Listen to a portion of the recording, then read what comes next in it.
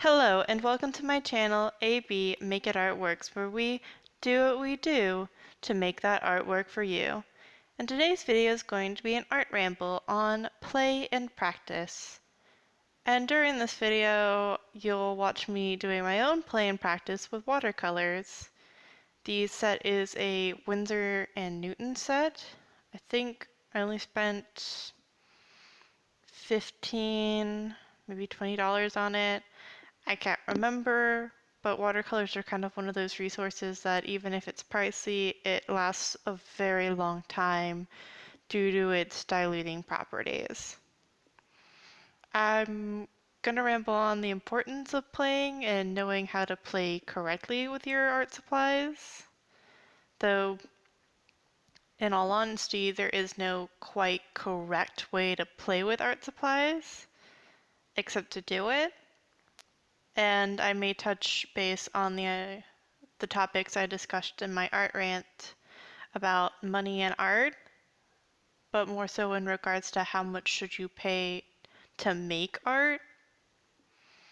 So I guess let's get into the shambling ramblings of your sketchy friend here and just talk about it. So I've talked about how sketchbooks and drawings don't have to be like perfect, so don't be like afraid to share what you're doing. And right now, as you see, I'm playing with watercolors and trying to better understand the medium. And you don't have to pay a lot to experiment with something, although some forms of media or mediums are more expensive than others. For instance, oil paints is a medium that costs a lot to get into because if you try to go for cheaper brands, you don't really get the full experience. And sometimes that's also the case with watercolors, but go for kind of a moderate price point. And the idea with that, well, with stating that you should probably go with moderate price points for certain mediums, is that if you use a cheaper medium, for instance, for watercolor or oil paints, I've had peers that went for cheaper oil paints that were like a really cheap beginner brand.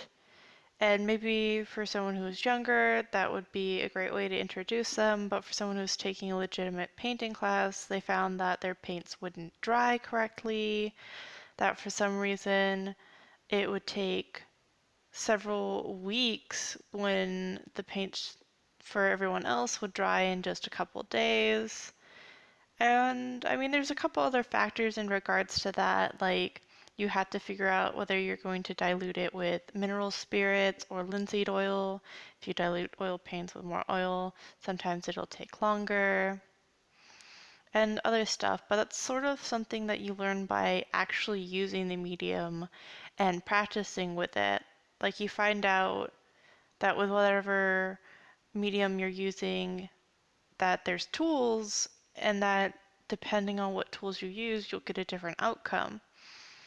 Like there's several different types of solvents to use with oil paints, and I guess I'm going to run with this because I've had a couple of years where I played with it. And I had the preference of using either linseed oil or mineral spirits. But recently I had someone say, no, you don't ever want to use mineral spirits, especially if you end up using them in like heavy layers because that's not archival. And how I had learned to paint with oil paints is to paint in thin layers and not layers so thick that it would take forever. And my paintings would dry the next day or in 2 days because of how I would paint. And for me, that process was kind of the usual, and that's just how I learned to paint. Other people would have it to where their paintings wouldn't dry for weeks, and it was most likely because they were using linseed oil to dilute their paints. But that also meant that there was like a higher pigmentation and less glossy or watery nature. And you don't really figure out how to do something correctly unless you play with it. And even now you see me playing with watercolors, playing with this palette, and just trying out some different things. Like I think in this instance, where I'm painting a petal, I was practicing a technique that I saw in a video, and then I just decided to paint this blue ball or blue petal and try the same technique. And I think I should have added far more pigment to both of them to get the actual desired effect that I was really looking for. I mean, the purple, I think it was a mixture of indigo blue or ultramarine, I think it was ultramarine, and the scarlet red in the case, or crimson, alizarin crimson, that made that purple. And it looked a bit closer to what I was doing, but the blue didn't. And I'm thinking I probably should have used more pigment for that blue. But it's really important to keep books where you're allowed to play and have fun with your materials, because how are you going to get better at something if you don't practice? And if you don't take time to have fun and get used to an item or medium, you're never going to get much better. But here's where I go into the part where there's a proper way to play. And something that I did in one of my last sketchbooks, which by the way I filled up another sketchbook. I guess like or comment if you want to see that sketchbook. I might wait until I get another book filled because it's only got so many drawings of perspective.